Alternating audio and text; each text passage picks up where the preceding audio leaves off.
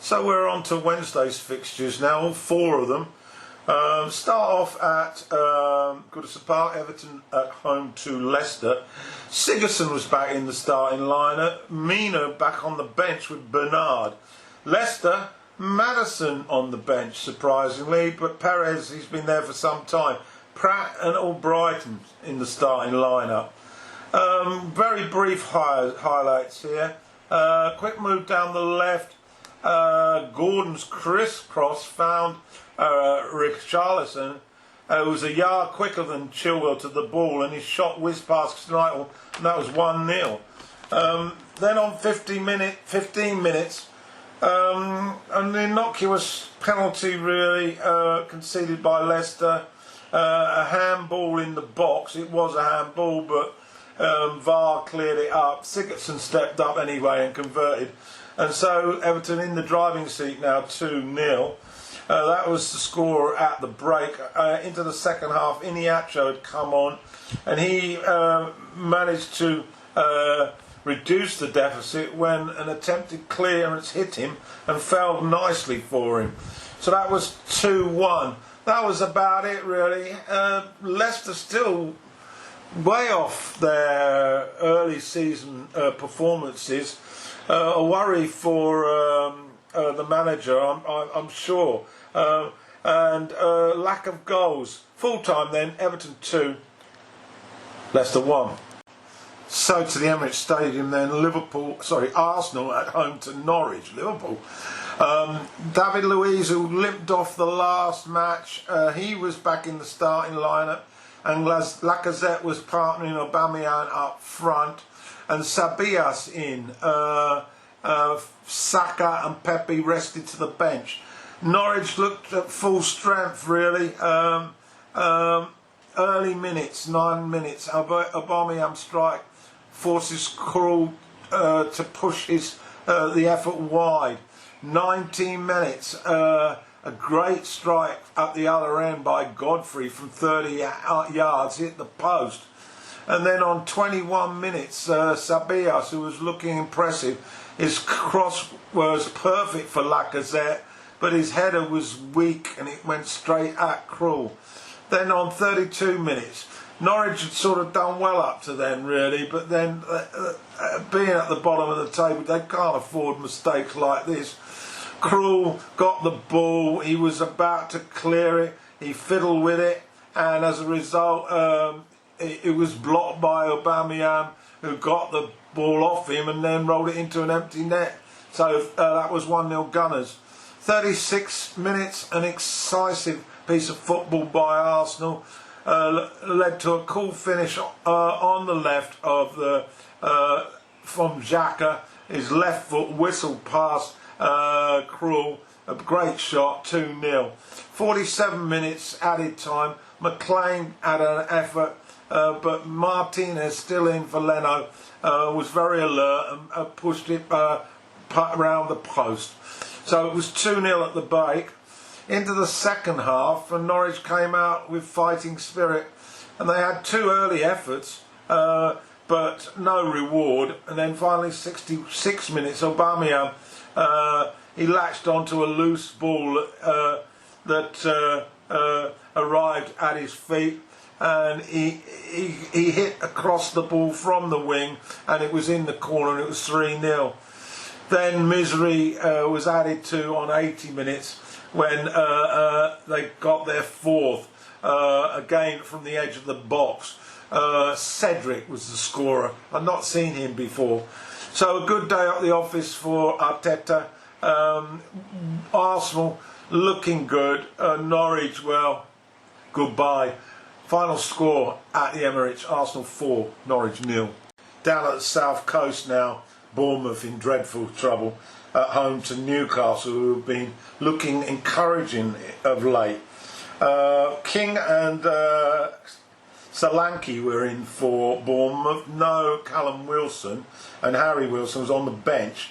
For Newcastle, Alvaron was on the bench. Gale continued up front, and Rose onto the bench as well. And it was Gale who got inside the box, and a clinical strike from him, and that was 1-0 for Newcastle. Bournemouth, Lerma lost the ball just outside the box, and St Maximin teed up Gale.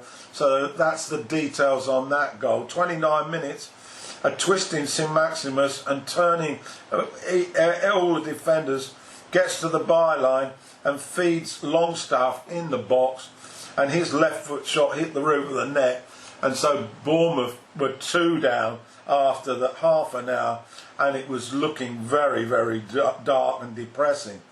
40 minutes, there was a slight chance for Bournemouth, but the free kick went wide from Decore. Into second half action now, and Almiron managed to make it 3. He clipped in an effort wide of Ramsdale after some good work down the left. Ramsdale looks like he could have done better really, but it was 3-0. And 76 minutes, Lesaro connected with a Shelby assist and swept it home for 4-0. It was a really dreadful day down at the south coast for Burnley, and on this form, the consolation they got on 93 minutes by Gosling isn't going to help. Final score, Bournemouth 1, Newcastle 4. So to the London derby at the London Stadium, West Ham versus Chelsea. No Haller still for West Ham, Anderson and Yarmolenko on the bench, Fornells and Bowen leading the line up front for the Hammers. For Chelsea, rotation from Lampard, Mount, Loftus-Cheek, Jorginho on the bench, Pulisic and Barclay retained in the starting lineup, and Abraham leading the line for the first time since we came back from the lockdown. And so 10 minutes, an early shot from William, but Fabianski dealt with it comfortably. Then 12 minutes, Antonio was in the action, burst of pace, but it came to nothing. And then on 20 minutes, Pulisic collected a pass from across, and it was inches over, and it went slightly wide as well. Then on 33 minutes, West Ham thought they opened the scoring. Suchek coming in, following a corner, and he forced it over the line for 3 yards, but VAR had a look and they spotted an infringement, so it was chalked off. Then up the other end, 7 minutes later, Pulisic was fouled by Diop. This was pretty clear cut, and Williams stepped up to convert the penalty, and so that was 1-0 for Chelsea. Added time now, and Suchek again getting on the end of a corner, and this time his header was emphatic, and Kepa could do nothing about it. That levelled it up then, 1-1 at the break. Into the second half then, and Bowen, who looked quite dangerous, feeds Antonio, and he snapped up the charts in the 6-yard box and put the Hammers ahead 2-1. Lanzini had a strike over in the 57th, he'd come on as a sub. Then 70 minutes, a free kick from 30 yards, and Willian stepped up and hit a glorious curved shot. Went in off the post, and that levelled it up 2-2. We were getting near full time, and then 88 minutes, a very quick break from West Ham. It was distribution was excellent. They managed to get the ball into the box. Yarmolenko picked it up, and he feinted and went to his left, as he's prone to do, and his shot, a crisp strike, hit the corner, and the Hammers had grabbed the win. So that was it. That was the final score. West Ham 3, Chelsea 2. So to Thursday's matches, there were two of them. First one was at Bramall Lane, Sheffield United versus Spurs. The Blades' form of late has been a little bit iffy, although they looked a lot better in the cup at the weekend. Spurs, well, you just don't know what team's going to turn up. You know, one day they look great, the next they look really naive. For Sheffield, Mousset and Sharp were on the bench again, while he rotates his strikers, so we had McGoldrick and McBurney up front. Spurs, Dele Alli and Winks still on the bench. Bergwijn was selected with Lesalos. I can't pronounce that. Lesalso, sorry. Sanchez and Dyer in the heart of the defence. Still no places for Vertonghen or Alderweireld. 5 minutes, dangerous corner.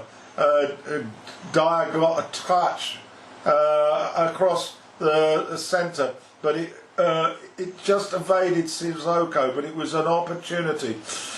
Kane in the action on 22, but his effort was well wide. And then 27 minutes, Sissoko's shot was easy for Henderson. 30 minutes, Berger, he's a new signing I think for the Blades. He put them one up, nice passing move, a nice overlap by Basham, and Berger in the box, struck it in the corner, and that was 1-0. 32 minutes, looked like Spurs had equalised when Kane guides it in on the left, and it looked a good goal, but VAR decided that there'd been an infringement, and so it remained 1-0. Mourinho not happy about that. Half time then 1-0 to the Blades, and the second half it was all Sheffield United. There was a chance for McGoldrick with the Spurs defence wandering around, but he managed to shoot wide. But then 68, the Blades finally doubled their lead. Mousset pounces after Sheffield created a nice overlap, and the final pass to Mousset, and he taps it in. Atrocious defending, it has to be said.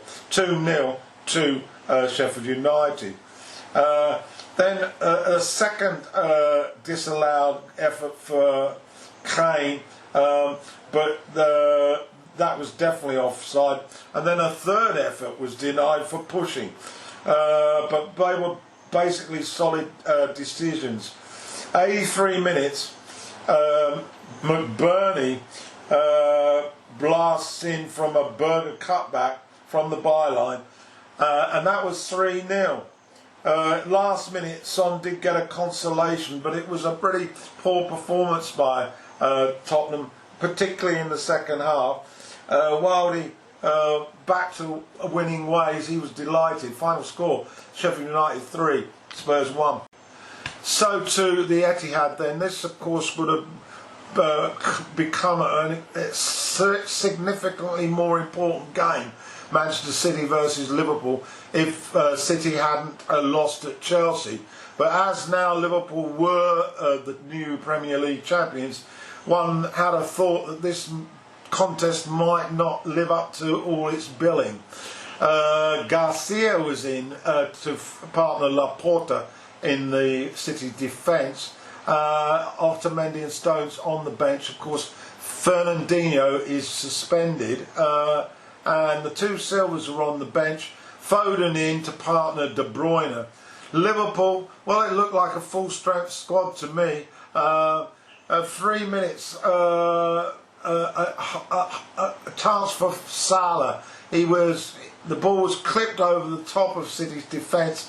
He took a lead over them, but his volley was pretty easy for Ederson, but it was a warning. 18 minutes, Salah again looking lively, and this time he hit the post. So a good start by the Reds. At 23 minutes though, Gomez was involved up the other end, and unfortunately his challenge was a bit reckless on Sterling, and he went down in the box. The new penalty taker for City, De Bruyne, stepped up, and City were in front 1-0 on 23 minutes. 34 minutes then, City now taking more control of this match, and Foden fed Sterling, and he managed to slot it in the corner, and that was 2-0. A minute before the break, Gundogan and Foden performed a bit of magic, and Foden converted, and that was now 3-0. It was starting to look rather embarrassingly for the Reds. That was the score at half time. After the break, well, it didn't really improve that much. Van Dijk had to be sharp to clear an effort off the line on 15 minutes, and then a counter attack on 65, and again De Bruyne feeding Sterling, and that was his second for the night, 4-0. In added time, Morris had a shot which went in, but it had touched his hand, so it's ruled out. But nevertheless, a pretty emphatic statement by Manchester City. Liverpool, I guess that they were still celebrating, or perhaps a bit hungover, but it was certainly a pretty ordinary performance by them. So final score then, at the Etihad, Manchester City 4, Liverpool 0. So that concludes those 6 matches. I'm going to get that into a video for you, and of course there's more to come. The fixtures coming thick and fast, but we'll get that off to you then. Nothing radical to say about the table other than the fact that Man U are now 2 points behind Chelsea. Bournemouth are really in the mire now with Villa, and Norwich have doomed anyway. So that's your lot.